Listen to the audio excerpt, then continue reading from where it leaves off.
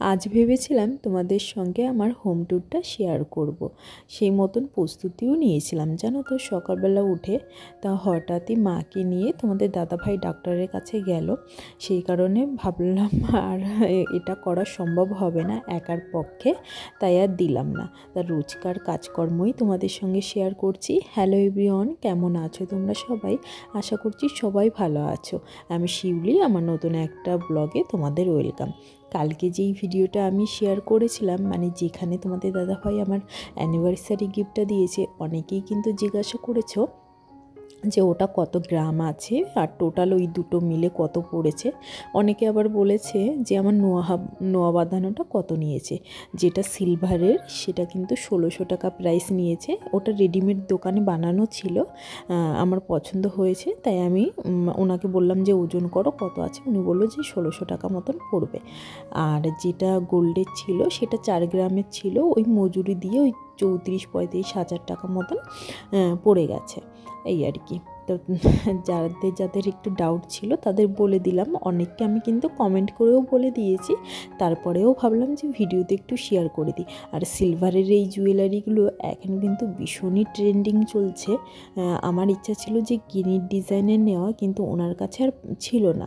তাই ভাবলাম যে আমাদের তো চলে যাওয়ার সময় চলেই এসছে, যেটা হাতের কাছে পেয়েছি সেটাই নিয়ে নিই, নালে আর নেওয়া হবে না। তোমাদের তো বললাম যে তোমাদের দাদাভাই আমার শাশুড়ি মাকে নিয়ে ডাক্তারের কাছে গেছে।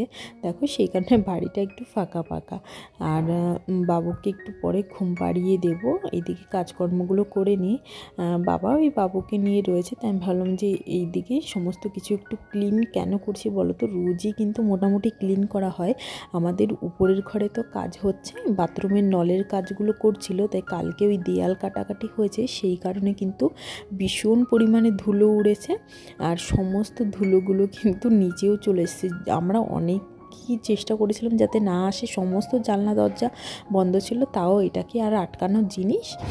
সমস্ত কাজগুলোর মধ্যে পুরো একটা ছাপ্পা ছাপ্পা হয়ে গেছে, সেইগুলোই ভালো করে ক্লিন করে নিচ্ছি। আর এদিকে দুপুরের রান্নাবান্নাটাও আজকে আমাকেই করতে হবে, কারণ মা কখন আসবে তার অপেক্ষায় তো থাকা যায় না। সে তো রোজই রান্নাবান্না করে, আর সে যদি এসেও আবার তার রান্নাবান্না করতে হয়, একটু রান্না ভাত না খেতে পারে, তাহলে আর কি করে হয় বলো। তাই ভাবলাম যে বাবু যখন ঘুমাবে তখনই কিন্তু ঝটপট করে রান্নাবান্নাটা করে ফেলবো। আর আজকে না একটু কচুরলতি রান্না করব, ওটাই হচ্ছে সমস্যা, কারণ ওটা ছাড়াতে অনেকটা টাইম লেগে যায়।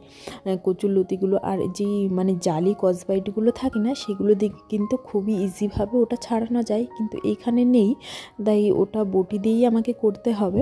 তার আগে ভাবলাম এইদিকে ঝটপটগুলো একটু ক্লিন করে নিই। দেখো বেডটা কিন্তু এইভাবেই পড়ে রয়েছে। আমি সকালে উঠেই আগে ওই সমস্ত কাজগুলো করে নিচ্ছিলাম, কারণ ভাবলাম যে ঘরবাড়ি যদি ক্লিন থাকে, বাইরে টাইরে আগে সমস্ত কিছু ক্লিন করে নিই, তারপর রান্নাটা বসাবো। ওইদিকে মাইন্ডটা আমার ফ্রেশ থাকবে। ওই সোনা একটু লেট করে উঠেছে তো, তাই বিছানাটা আমি আর উঠাতে পারিনি। ও উঠে ওকে ব্রাশ ট্রাশ করিয়ে ওইদিকে কাজে ব্যস্ত হয়ে গেছিলাম। তারপরে ওই দিকের কাজগুলো করে এইখানে আসলাম, বিছানাটা পরিষ্কার করে নিলাম।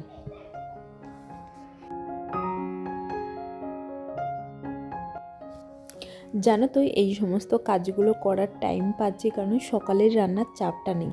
মা দেখো কতটা ভাবে, মা ডাক্তারের কাছে যাওয়ার আগে কিন্তু রান্নাবান্নাটা করে রেখে গেছে, মানে সকালের রান্নাটা করে রেখে গেছে।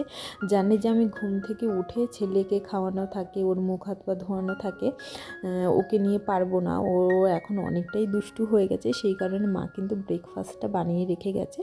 আর রুটি আমি গরম গরম বানিয়ে নেব আমার খাওয়ার সময়। আর মা একটু টিফিনও নিয়ে গেছে, কারণ মার ওইখানে ব্লাড টেস্ট করতে হবে, তো ওই জন্য মা কিছু খেয়ে যায়নি, ওইখান থেকেই খেয়ে নেবে। ব্লাড টেস্ট করার পর মা ওইখান থেকেই খেয়ে নেবে। এত কিছুর মধ্যেও মনে একটা দুঃখ রয়েছে যে আজ কদিন পরেই চলে যেতে হবে। মোটামুটি প্যাকিংও হয়ে গেছে, তোমাদের সঙ্গে কিছুই শেয়ার করিনি। প্যাকিংয়ের আর কি শেয়ার করব, সমস্ত জিনিস কালকে বাজারে গিয়ে মানে নিয়ে এসেছি রাতে। বিশেষ করে মশলাপাতি কিন্তু আমি এখান থেকেই নিয়ে যাই, জানি যে ওইখানে সেভাবেও কিছু পাওয়াও যায় না, সেই কারণে তো যখন ওইখান থেকে আসি তখন কেমন যেন দিন শেষই হতে চায় না, যে কবে ছুটি পাবো, কবে যাব। আর এইখান থেকে যাওয়ার সময় দেখতে দেখতে 1 মাস যে কিভাবে কেটে যায় বুঝতেই পারি না। তো আমি দুপুরের রান্নাটা ওইখানে বসিয়ে দিয়েছি। মাছ ফ্রিজে ছিল, তাই দেখলাম সবজির মধ্যে পালং শাক রয়েছে, সিম রয়েছে। কালকেই সিমের তরকারি মা করেছিল, তাই আর আজকে করলাম না। আজকে ওই পালং শাক দিয়ে আলু দিয়ে মাছের ঝোল করব, আর এই লতিটা ভাজা করব। দেখো আমরা কিন্তু এই লতি এরকমভাবে ভাজা করে আগে ভালো করে ছাড়িয়ে নিয়েছি। এটা ভালো করে না তেলে ফ্রাই করে নেব আমি, নুন আর হলুদ দিয়ে। চিংড়ি মাছ যদি থাকতো তাহলে কিন্তু অসাধারণ লাগতো এটা খেতে। এটা যখন খাচ্ছিলাম তখন তোমাদের দাদাভাই বারবার বলছিল যে চিংড়ি মাছটাই কম হয়ে গেছে। আর পেঁয়াজ, রসুন, কাঁচা লঙ্কা, আদা, জিরে গুঁড়ো, ধনে গুঁড়ো, তারপর লঙ্কার গুঁড়ো দিয়ে ভালো করে পেস্ট করে নিচ্ছি। ওটা শুধু কালারের জন্যই, লাল লঙ্কার গুঁড়োটা, ওটা ঝাল হবে না, তাই একটু কাঁচা লঙ্কাও দিয়েছি। ভালো করে ভাজা করে তুলে নিয়েছি। এটা ঢেকে ভাজা করলে না কি হয় বলো তো, একদম নরম হয়ে যায়, তাহলে মশলা দিয়ে কষালে ভালো লাগে না। আমি কিন্তু এমনি একটু বেশি করে তেল দিয়ে ভাজা করে নিয়েছি। দেখো মশলাটা ভালো করে এখন নুন হলুদ দিয়ে কষিয়ে নেব, আর একটু সস দিয়ে দিচ্ছি টেস্টের জন্য। মশলাটা ভালো করে কষে গেলে লতিগুলো দিয়ে ভালো করে একটু নাড়াচাড়া করলেই হয়ে যাবে।